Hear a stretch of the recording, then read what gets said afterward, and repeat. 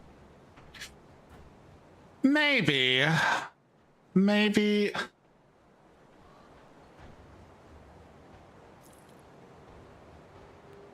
Hmm.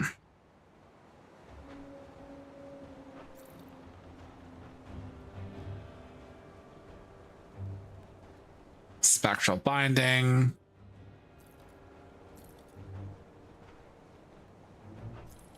Jump scare.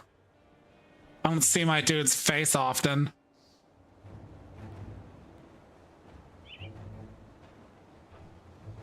Nah, can't upgrade. Can't justify it. Okay. When I hit level 42, that will be an upgrade, so I'm going to hold on to that. I'm going to delete that. See you around. See you around.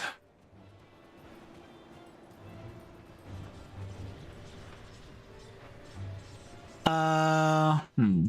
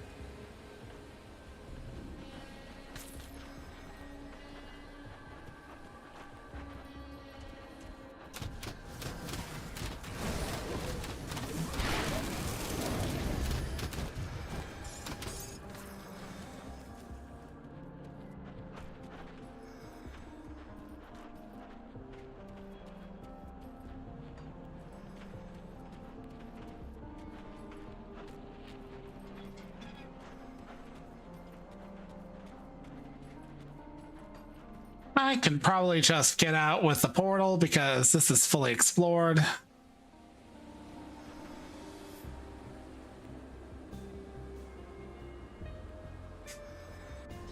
Wood.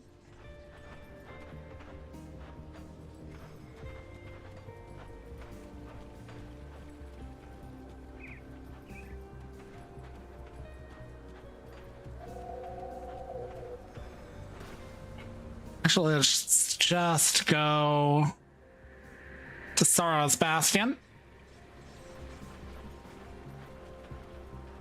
Sorrow's Bussy Town.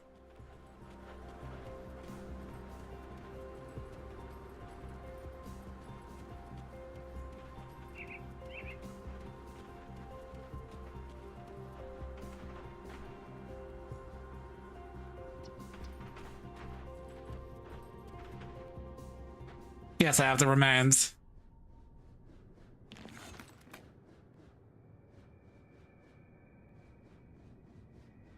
See.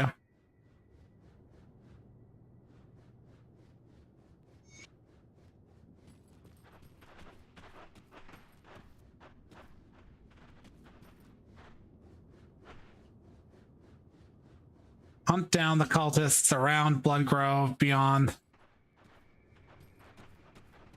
Okay.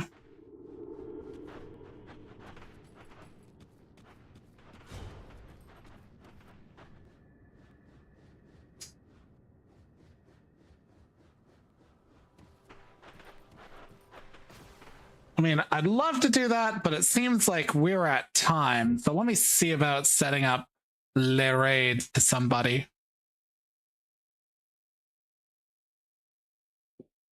Who shall I raid?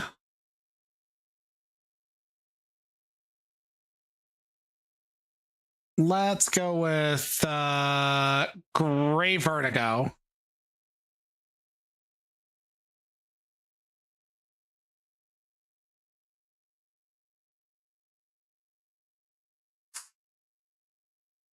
All right. Thank y'all for tuning in. I will be back tomorrow, but actually, no, I won't be back tomorrow. Sort of. I won't be streaming because it would be kind of complicated to stream that. I'll be guesting on Bo's stream while he does his April Fool's stream because I bought him Dustborn, so he gets to suffer it. Because I'm evil and I'm a little shit. Anyways, thank you all for tuning in. I will be streaming every other day this week other than tomorrow, but I'll see you when I see you. For those of you who are new, I don't demand a sub, but I do appreciate a follow. And with that, I hope you enjoy Gray Vertigo. I've been Paladin Ashe, and I'm signing off.